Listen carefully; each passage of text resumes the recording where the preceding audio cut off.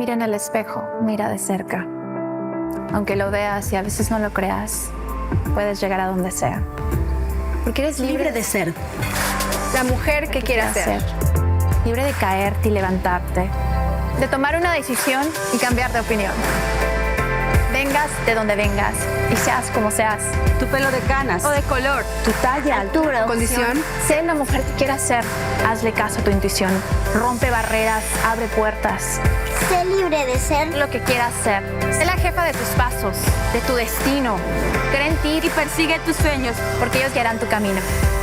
Eres imparable. Fuerte. Valiente. Tienes el poder. Y eres libre de ser la mujer que quieras ser. Deja que tu esencia hable.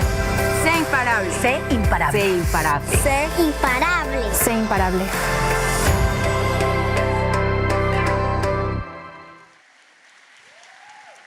And now, please welcome our Chief Administrative and Marketing Officer, Mónica Gil. Hola, hola. ¿Cómo están todos? Buenos días, buenos días. We're super excited and so thrilled to have you all here today. I know that many of you are excited to hear our speaker. And before we jump into that, I do want to take one quick moment to acknowledge and recognize a very special moment in the company. As many of you know, this month marks the 5th anniversary of Mujeres, Imparables. So, yes. And congratulations to Georgianne and Eva and Christina who really run that program. One of the things that I have realized over the past 5 years is that I've been so inspired. Over the past 5 years, we've been able to reach about 1,000 of you all that have participated. And I can't tell you the stories, the conversations that have taken place. They're so inspiring. So today, part of the reason we wanted to have this event is because we knew that we need to continue to harness this conversation and continue to talk about what's going on with Latinas and their career growth. So we thought it would be really important to bring an outside speaker to continue the dialogue. And today's speaker, I really don't need much introduction. I think you all know her. She's an actor, director, producer, businesswoman, and she has graced our screen, all of our screens for the past 20 years. Please join me in welcoming, and let's show her a real Telemundo welcome, the one and only Eva Longoria.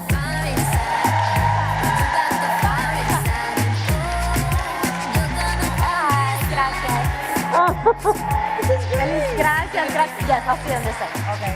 Hola, buenos días. Buenos días. Eva Longoria, everybody. Aren't we so excited to have you here? Welcome to Telemundo. Muchas gracias. We like to call this the Telemundo Center, the epicenter of the Hispanic world. So we're super happy that you're here. I'm happy to be here. I love these studios. I came to these studios when it was smaller than this. This is much bigger. Maybe you were in Hialeah, no? I was in Hialeah. We're not in Hialeah right now? We're in Doral. Oh.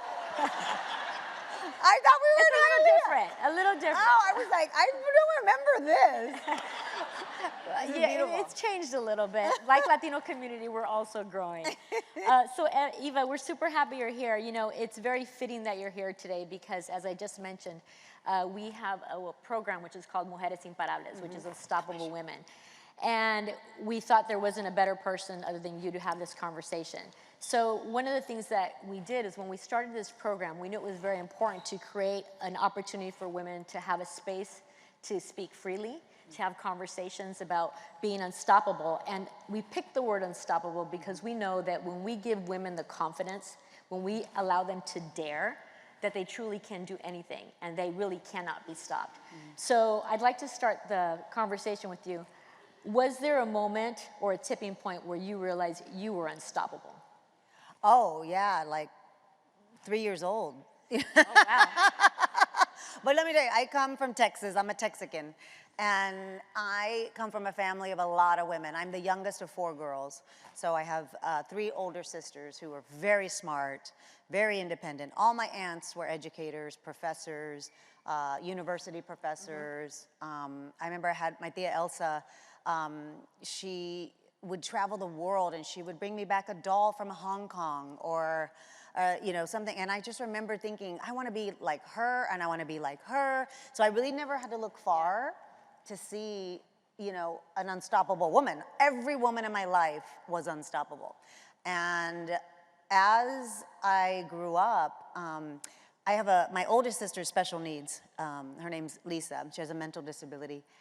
And I remember, watching her in her daily life, like putting on her shoes was like a win, a victory.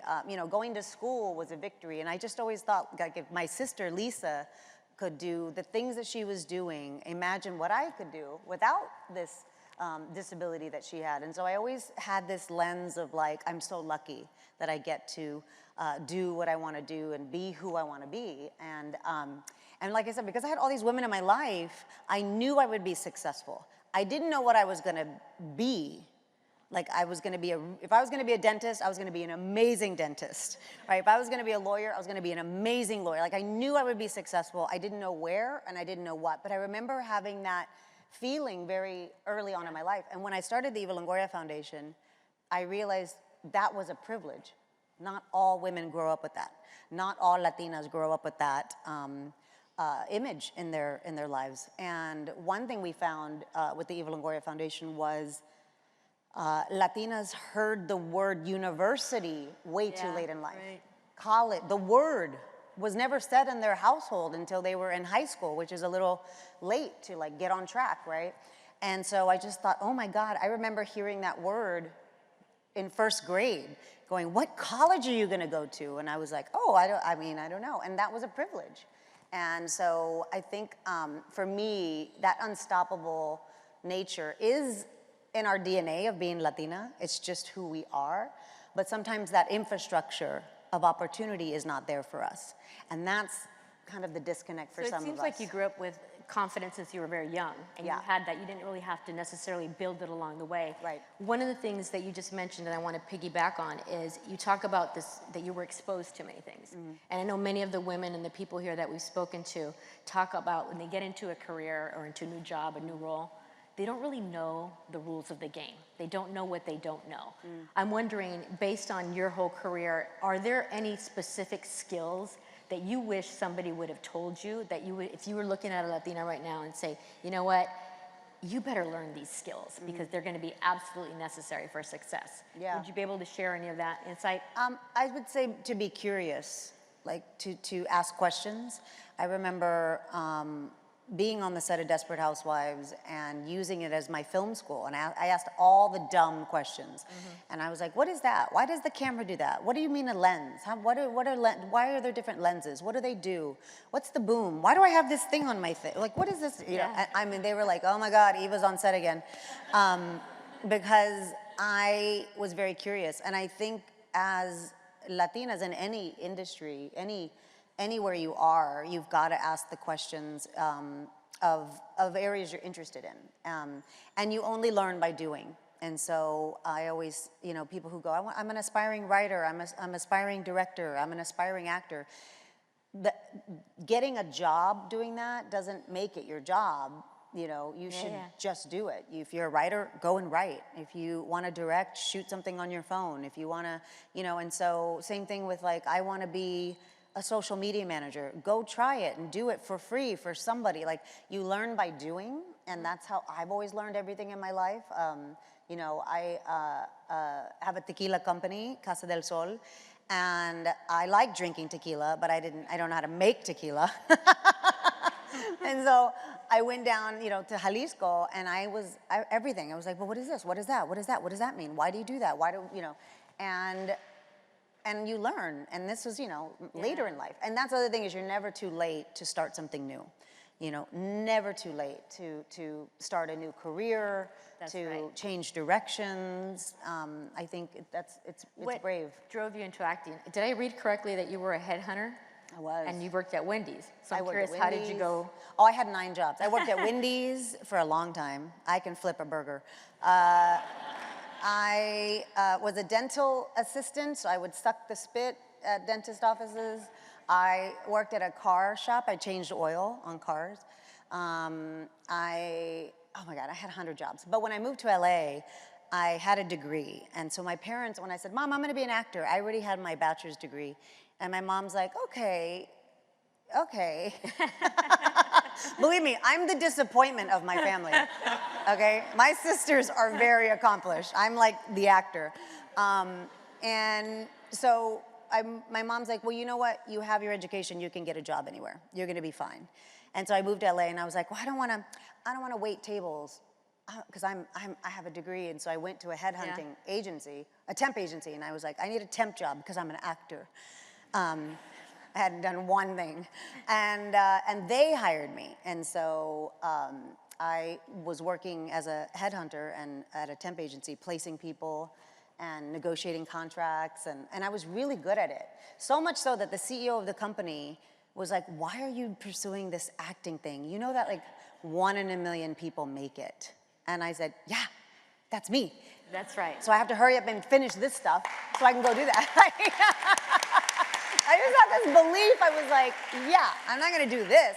But when my first big break was Young and the Restless, and it paid so bad that my headhunting job paid way more. And so I kept my headhunting job. So I would do my job out of the dressing room. Wow. So I would be in my dressing room, and I would be like on the phone and on my computer, and they'd be like, ready on set? And I was like, okay, I got to call you back.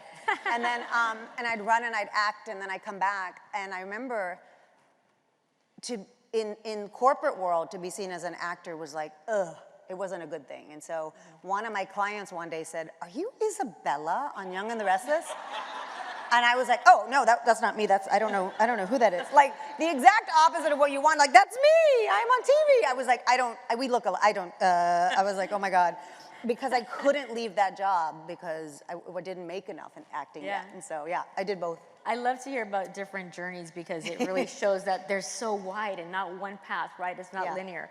I want to talk a little bit about your trajectory. We know you as an actor, producer, director, but what you all may not know also is you're an author, spokesperson for L'Oreal. You have your own cookbook, clothing line, tequila line, perfume line.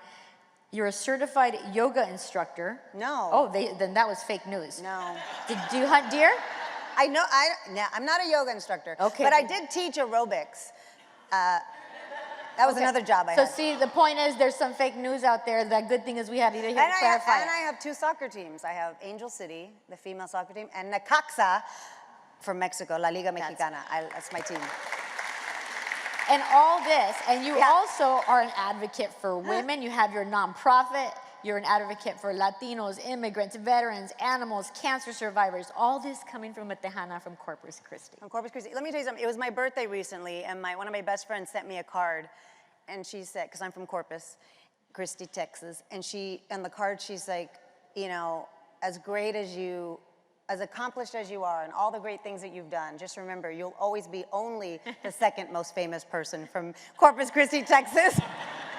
I was like, I will take second place to Selena any day. But no, you know, and it's funny because I know it seems like a lot, but everything I do is super curated, and it's super important to me to do things with purpose. And the reason I started my tequila company was actually they came to me. I've been approached many, many times to do a tequila company and to put my name on a tequila. You're Mexican, you should do it. And I was like, no. And this one was female-led. We have a female master distiller, one of very few in Jalisco in the tequila industry.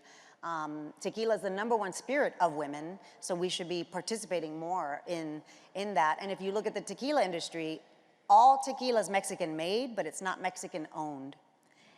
And if you go into a bar, I will tell all the bartenders, I was like, this is all Mexican made, because it has to be if it's tequila, but they're not owned by Mexicans. And I think 80 to 90% of farms in Jalisco are owned by US corporations. Yeah, that takes me then to pivot to... But the reason I wanted to do that was to promote a Mexican-owned distillery, a Mexican-made, you know, product. Yeah. And the same thing with Necaxa, with the soccer team, is, you know, if you look at La Liga Mexicana, it is the most popular league in the world.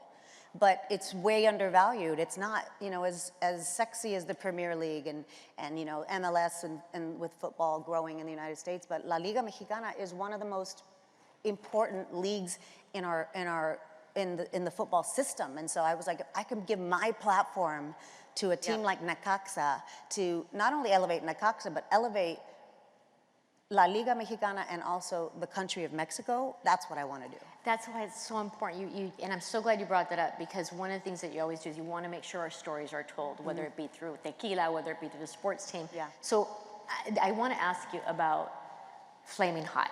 Yeah. Have you all seen Flaming Hot?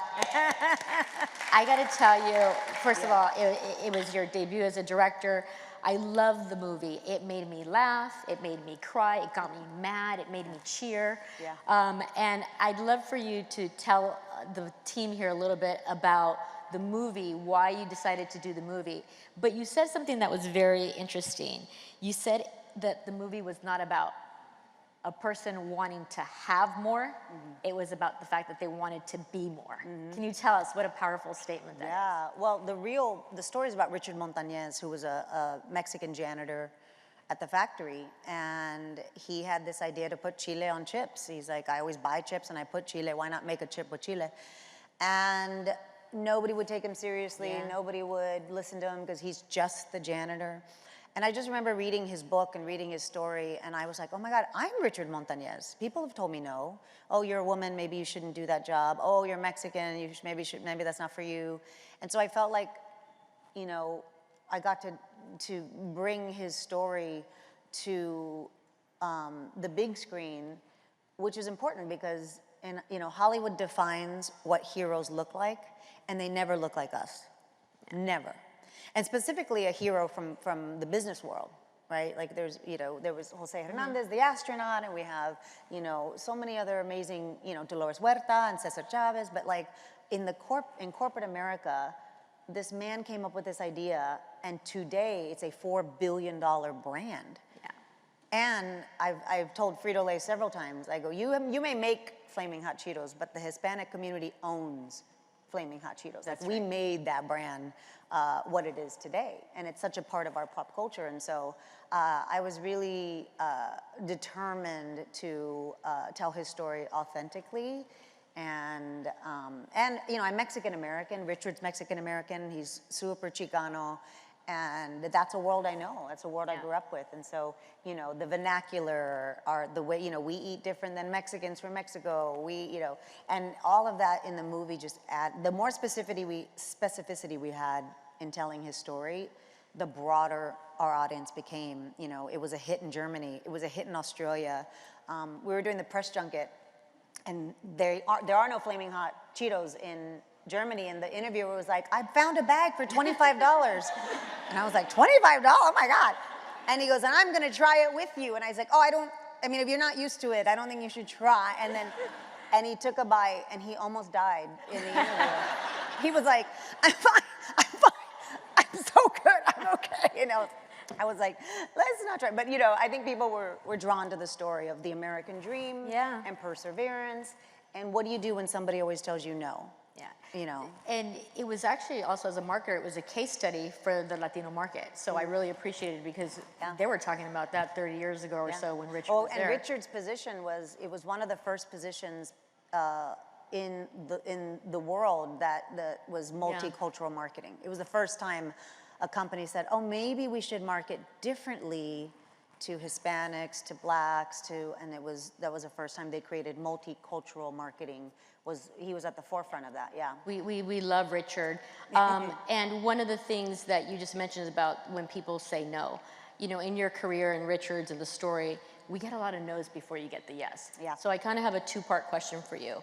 How did you deal with the disillusionment or the disappointment of when you got a no? And then the second part of it is, how did you use that no when you got the yes? Mm-hmm. Well, it's funny because you have to be a bit delulu when it comes to, if you're not going to believe in yourself, who else will? You know what I mean? And I remember, I've gotten no's all the time. I remember I wanted a quinceañera so bad, and my mom said no.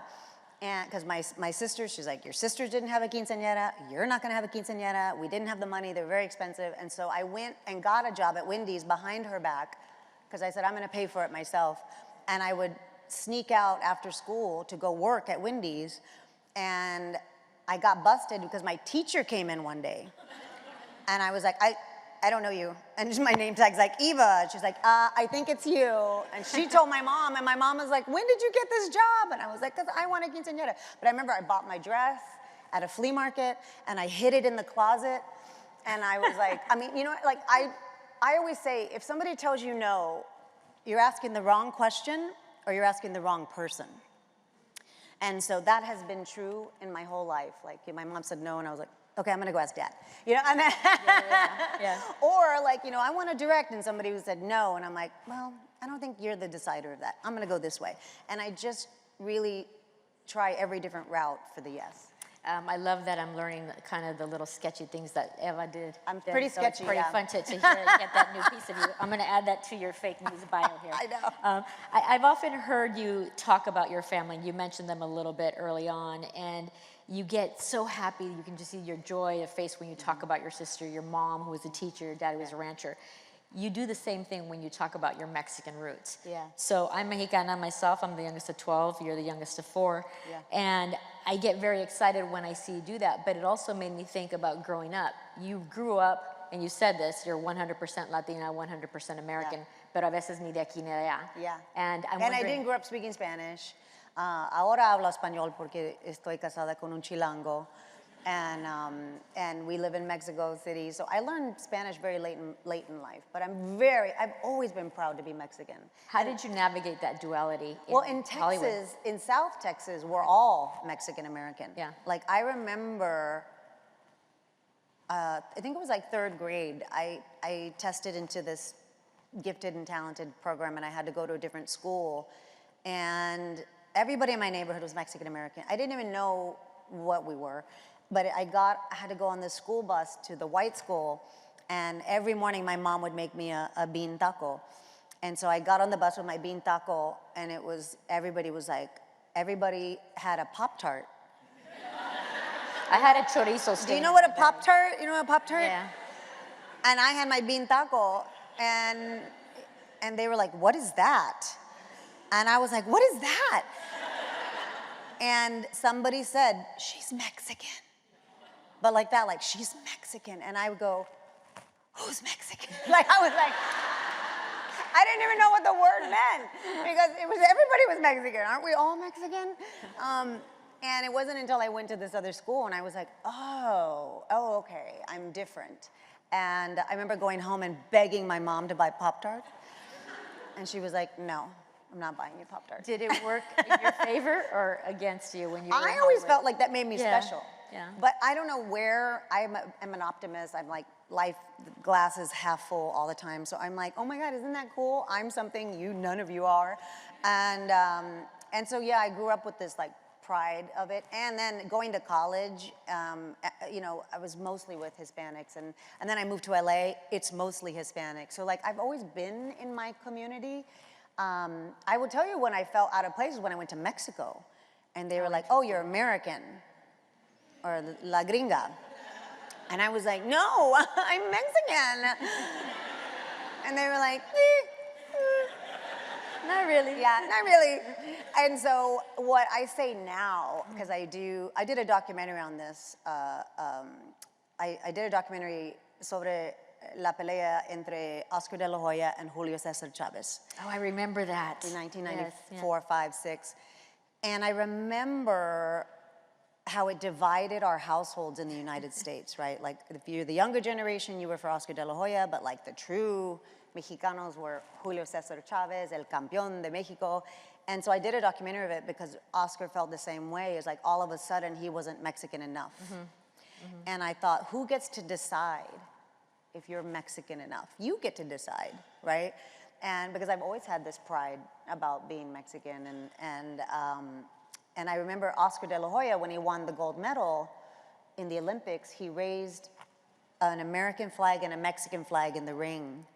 And they almost took his medal away because they go, you cannot put another flag when you won the flag for the United States. So you won the gold medal for the United States, you can't have another flag. And he goes, but I'm both. And I remember that, it was burned in my brain. I go, oh my God, I'm both. I'm both of those things. And I'm a proud American too. I'm a patriot. I love America. I think we're, you know, the greatest country ever. So I do feel like when people go, you're half and half, I'm like, no, I'm 100%, 100%. And I think that's a beautiful thing to be. We love it. We love it. Yeah. So if Mexico and U.S. play... Oh, this has been a problem. Yeah. The World Cup? Yeah. It's a problem. Because your household. well, usually we're in Mexico when this is happening, and so I obviously have to have the Mexico jersey on. So just so you know, here we root for Mexico, every Latin American country, because that gives us great ratings. So we just want to keep as many Latin American countries into the World Cup. We welcome you to come back to watch a game with us. I know. I do want to talk to you. One thing that comes up with a lot of the women here and a lot of the men when we speak is they ask me a lot about mentorships. And in your film, there was something very special with the main character, Richard Montoya, right? Montañez, that's right. He has a mentor, and the mentor is not the traditional mentor that you would have thought. It's somebody that took a bet on him, and he just needed a break. I want to get your perspective about mentorships. Also, if there was a moment along the way where somebody unexpected became your mentor or gave you a break. Yeah. I've had so many mentors in my life, and not even by people I've met. And I think we're in a time right now that resources are so widely available to you. You know, I read a lot of autobiographies. I read a lot of memoirs. And I'll learn from those, those people. But like, I read Bill Gates' memoir, I read Cesar Chavez's memoir, and you learn they can be your mentors without you ever meeting them. And when I started directing, I would watch Scorsese interviews, and I would listen to why he did things a certain way and what his philosophy was. And then I would, look at Ava DuVernay as a director, and I was like, I want to be like her. And so I would research, why did she do what she do, and pick what she, and I know Ava now, but back then I didn't. And so I would encourage, Latinas and specifically, to find people you want to be like, and go down that rabbit hole of their books, their podcasts, their interviews. You have to be like, nobody's helping me. The help is everywhere. Do you think you pick mentors or mentors pick you? Both. Yeah. I think both. And I think a mentor can pick you if you stand out enough. One of my nieces was interning, and she's like, oh, it's so boring, I just sit there. They don't really use me. And I said, well, you're doing it wrong. There should never be a moment you're sitting down at that job. You should be at somebody's desk going, what are you doing? What is that? Can I do it? What do you do? Can I print that out? Da, da, da. You should be, bringing people coffee and going, I brought you coffee. What are you doing? Oh, I'm working on a budget. What's a budget? What? Da, da, da. Can you teach me that? I was like, you should be bugging the shit out of every single person at that office. Why are you sitting there bored? And she was like, I didn't know I could do that. She was like, I thought I have to be quiet and stay over here at my little desk until somebody comes and so I always say, take advantage of the positions you're in, because there's opportunity everywhere, just being a go-getter. And that's when a mentor picks you, is they go, wow, she takes so much initiative. I didn't even ask her, and she did this thing. I didn't even ask her, and she did this thing. And when I was a headhunter, I did that. I actually was paid on commission, and I didn't know what that meant. And so to track how much I was gonna get paid, I made this chart to track my performance, and I gave it to my boss, and I said, I'm performing this way, and I think I should be paid more. And he looked at my chart, and he held a staff meeting. He goes, I want everybody to make this chart for their performance. And I was like, oh my God, oh my God. Because he was like, this is so helpful to see performance, right? I put it in a graph, but nobody asked me to do that. I did it because I wanted to get paid more. But my point being, you have to go the extra step, especially as a woman. And then especially as a Latina. We have to work harder, we have to work smarter, we have to work cheaper, we have to work faster. It's just the way the world is structured right now. Doesn't mean it's gonna be like that forever, but I will say, especially as a woman, and then especially as a Latina, we don't have room to get it wrong. That's right. Yeah. We don't get the grace that our white male counterparts get. If they fail, they can get another job. If we fail, it's like, it's 10 steps back. And so you have to work twice as hard as anybody else. I love that you're saying, I have had so many conversations about mentorships, and one of the things that I love that you're saying is you got to come prepared, right? A lot of times the onus, they try to put it on the person that is supposed to be their mentor, Yeah, where tell they're me. the ones. They Yeah, have to pour keep that, into yeah. me. Yeah. Yeah, if you have a mentor too, be specific of what you want out of them.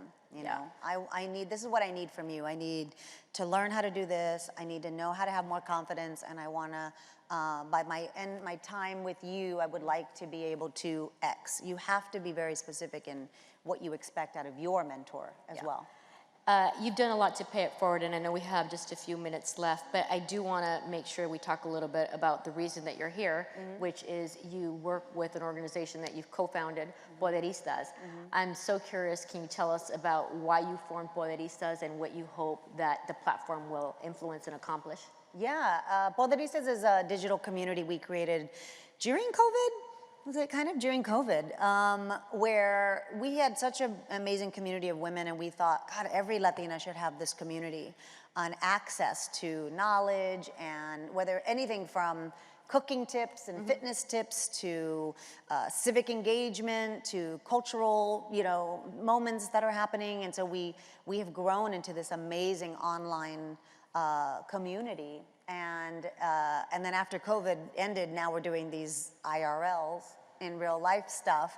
And in particularly during election years, which is this year, like this election year, we want to hear from Latinas. Right now we're being spoken to by a lot of politicians, and we're being spoken to by the media, saying, these are the issues that are important to Latinos. These are the issues that are important to women.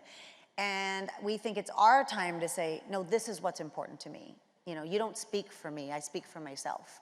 And so we're doing kind of this listening tour in a couple of cities across the country to hear from our women of our community, to find out really what matters to you. What would you like to see a candidate deliver?